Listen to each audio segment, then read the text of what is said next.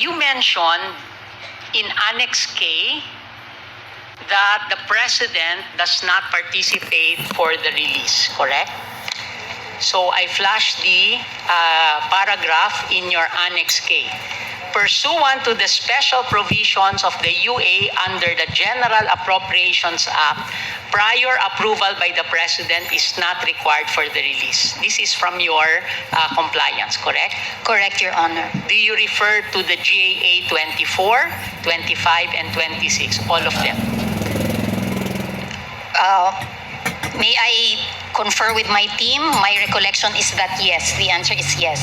2024, 2025, 2026. So it is your position that under the law, the GAA, the buck stops with the DBM. The President need not approve the SAROS, correct? Correct, Your Honor.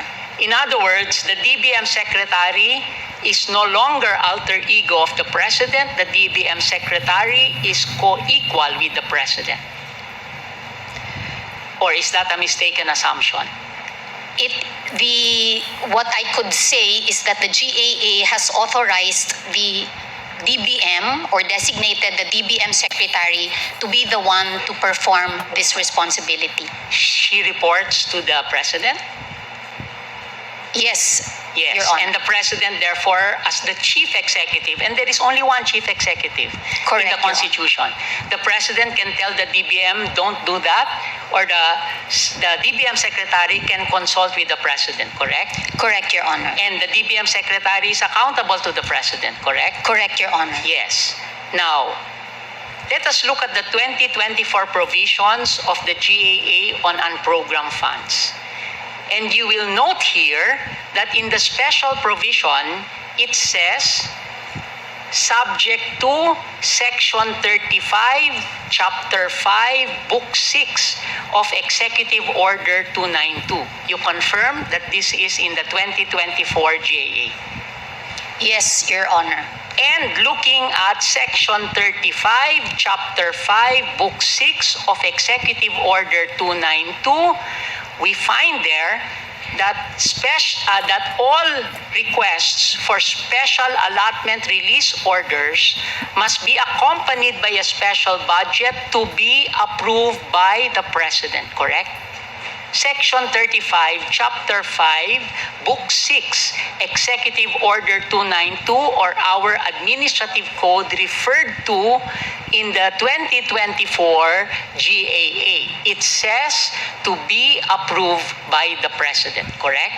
Correct, Your Honor. So, are you now saying, or am I mistaken, that if the DBM has approved SAROS under 2024, without the explicit approval of the President, then we have violated a special provision in the GAA, correct?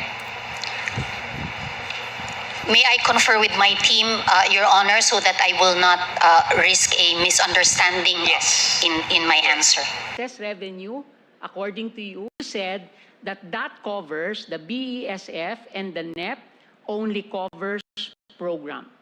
And your position is it only covers program, correct? The BESF covers the programmed and automatic appropriations, while the NEP covers the programmed and unprogrammed appropriations. So in other words, the BESF already contains a provision for deficits, correct?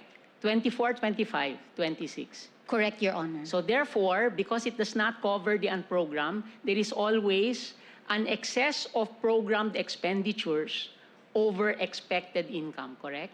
Correct, Your Honor. Now that we have new or excess revenue, and according to you, with new and excess revenue, there is nothing in the process that you mentioned to prioritize the program where there is a deficit, correct? Correct, Your Honor. Yes. And in other words, the DBM can prioritize standby because that is how you characterize unprogrammed. Can prioritize standby rather than the regular.